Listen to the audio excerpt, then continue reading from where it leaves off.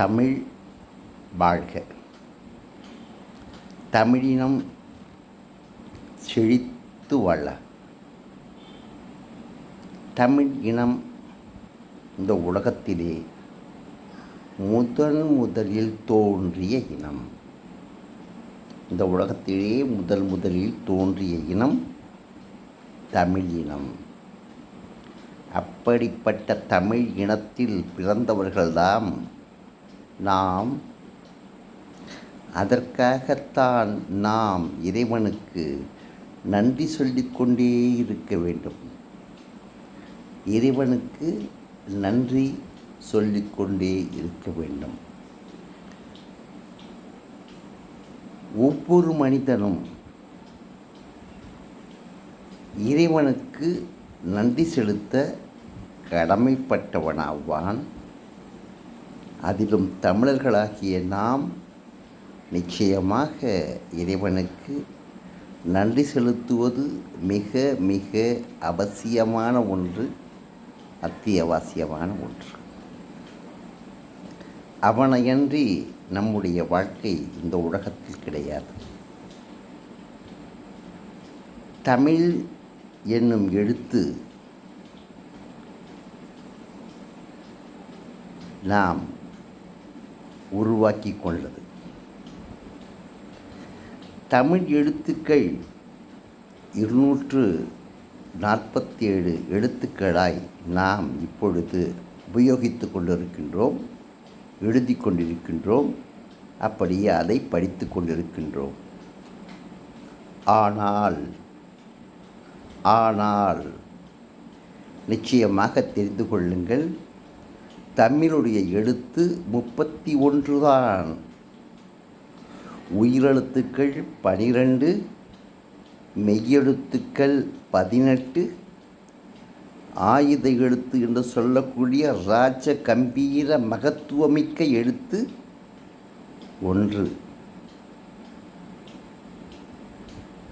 31 எழுத்துக்களை மட்டுமே வைத்து நாம் முழு தமிழையும் தப்பின்றி தவறின்றி உச்சரிப்பு கோளாறு இன்றி நிச்சயமாக படிக்க முடியும். தப்பின்றி தவறின்றி உச்சரிப்பு கோளாறு இன்றி நிச்சயமாக படிக்க முடியும். இதை எப்படி என்பதை சொன்னால், சொல்லிக் கொடுத்தால் நன்கு படித்தவர்கள், அதிகம் படித்தவர்கள், வித்துவான்கள், தமிழ் புலவர்கள், தமிழ் சான்றோர்கள், தமிழ் அறிஞர்கள் ஏற்றுக்கொள்வதற்கு தயாராக இன்னும் வரவில்லை. ஏற்றுக்கொள்ள ஏன் தயங்குகின்றார்கள் என்பது தெரியவில்லை. உண்மையை கூறுகின்றேன், நிச்சயமாக கூறுகின்றேன். வரையறுத்து அறுதியிட்டு உறுதிபட கூறுகின்றேன். ஏன் தமிழ் சமூகத்தைச் சேர்ந்த தமிழ் சான்றோர்களே, ஆண்டோர்களே, பெரியோர்களே, தமிழை நன்கு கற்றறிந்தவர்களே, நான் உங்களிடம் கேட்கின்றேன், ஏன் இதை ஏற்றுக்கொள்ள மறுக்கின்றீர்கள்? இதில் என்ன தவறு இருக்கின்றது என்று சொல்லுகின்றீர்கள்? ஒரு இனத்தினுடைய மொழியிலே அந்த எழுத்துக்களை ஒரு இனக்குழந்தை, ஏன் நம் தமிழ் இனக்குழந்தை 1வது படிக்கும் பொழுதே மொத்த எழுத்துக்களையும் எழுதவும் படிக்கவும் கற்றுக்கொண்டு விட்டால் நம் சமுதாயம் உயர்ந்து வரும் என்பதில் உங்களுக்கு ஏதேனும் சந்தேகம் இருக்கின்றதா? நான் திரும்ப பலமுறை கேட்டுவிட்டேன். இது அரசாங்கத்திற்கு காதுக்கு எட்டுகின்றதா எட்டவில்லையா என்பதல்ல என் பொருட்டு. உங்களின் காதுக்கு எட்டுகின்றதா? நீங்கள் பார்க்கின்றீர்களா? நீங்கள் படிக்கின்றீர்களா? இதை என்னவென்று தெரிந்து கொண்டீர்களா? எப்படி என்று கேட்டு அறிந்து கொண்டீர்களா? நான் ஏமாற்று பெறுவது என்று நினைக்கின்றீர்களா?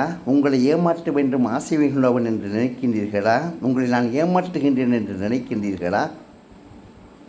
தமிழ் எழுத்து 31 தான், நிச்சயமாக 31 தான்.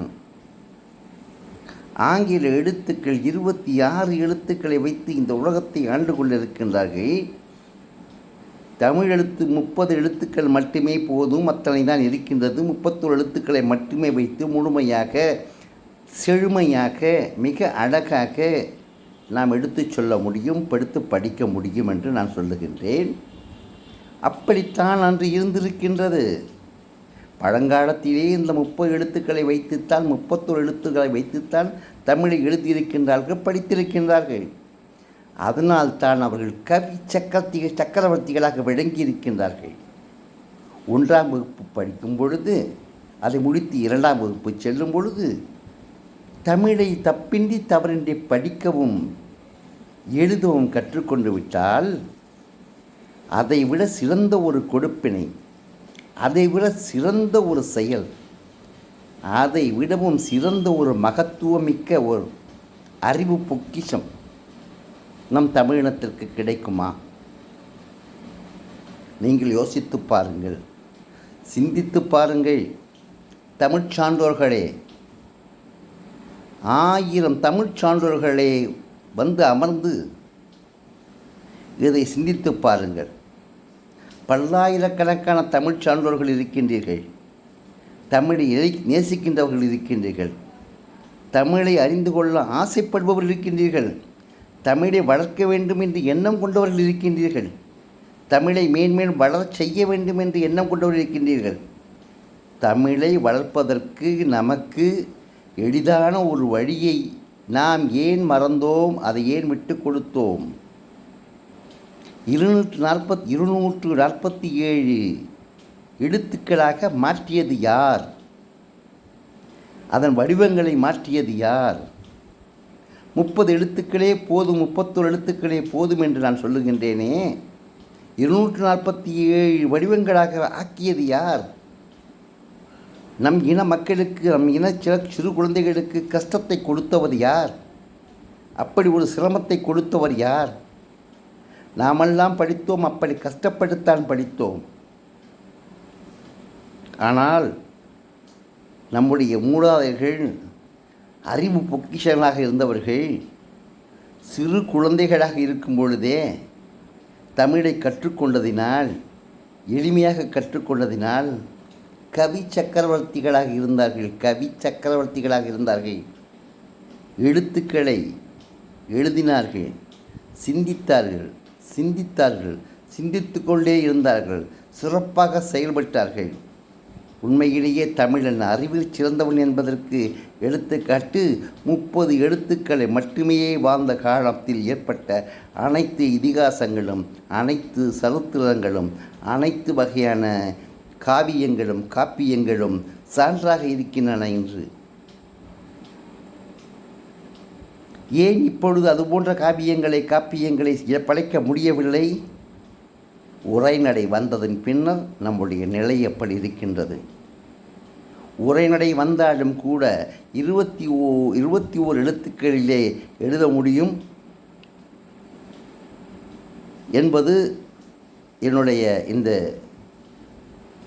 ஒரு புதிய கண்டுபிடிப்பாக இருந்தாலும், தமிழுக்கு எழுத்துக்கள் 30 தான், ஆயுத எழுத்தை சேர்த்தால் 31. இதிலே உங்களுக்கு நீங்கள் எந்த வகையிலும் இதில் சிரமப்பட வேண்டியதில்லை, சந்தேகப்பட வேண்டியதில்லை. போதும், 31 எழுத்துக்கள் போதும். அதை வைத்து முழுமையாக நாம் எழுத முடியும், படிக்க முடியும். நம்முடைய வருங்கால குழந்தைகள் அறிவில் சிறந்தவர்களாக நிச்சயமாக விளங்குவார்கள். அவர்கள் நிச்சயமாக சந்தேகமில்லாமல் 1ஆம் வகுப்பு படிக்கக்கூடிய குழந்தை 2ஆம் வகுப்பு செல்லும் பொழுது முழு தமிழையும் தப்பின்றி தவறின்றி உச்சரிப்பு கோளாறின்றி படிக்கும் ஒரு நிலை வந்தால் அதை நீங்கள் ஏற்றுக்கொள்ள தயாராக இருக்கின்றீர்களா? தமிழக அரசுக்கு எடுத்துச் சொல்லுங்கள்,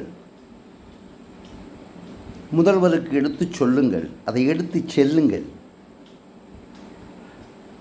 தமிழுக்கு தொண்டு செய்ய வேண்டும் என்று எண்ணம் கொண்ட தமிழ் சான்றோர்களே, உங்களிடம் நான் கேட்கின்றேன், உங்களிடம்தான் நான் கேட்கின்றேன்.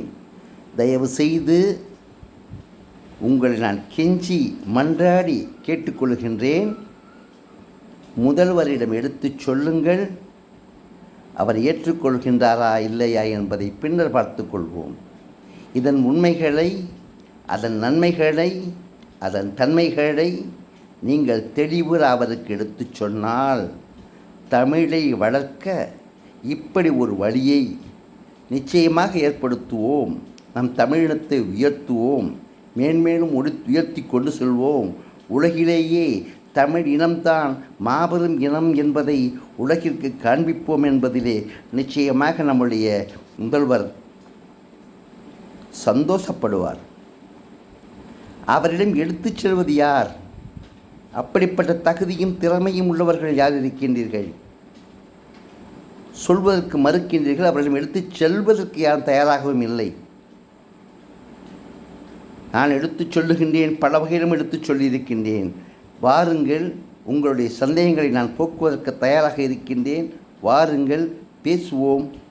நிச்சயமாக நம்முடைய தமிழின தலைவர், நம்முடைய முதல்வர் அவர்களுக்கு எடுத்துச் செல்வோம், அவரிடம் எடுத்துச் சொல்வோம்.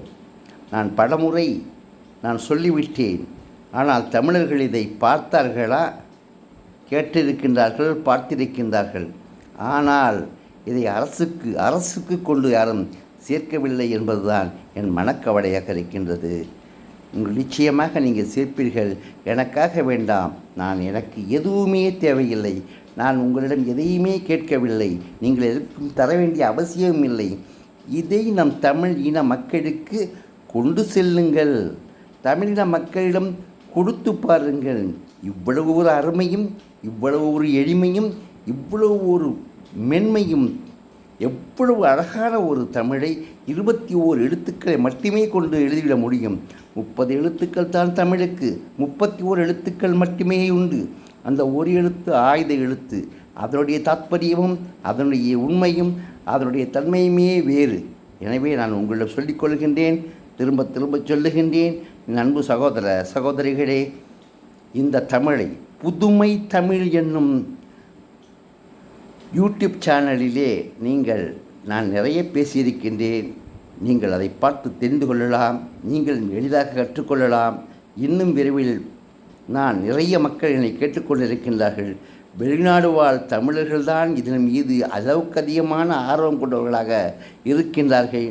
அவர்களுக்கு தமிழை படிக்க வேண்டும், தமிழை எளிமையாக கற்றுக்கொள்வதற்கு இப்பொழுது வழியை அவர்களிடம் கொண்டு சேருங்கள் உங்களால் முடிந்தால். வெளிநாடு வாழ் தமிழர்கள் மிகவும் உண்மையிலேயே சந்தோஷம் அடைகின்றார்கள் என்பதை உங்களிடம் நான் தெரிவித்துக் கொள்கின்றேன். நன்றி, வணக்கம்.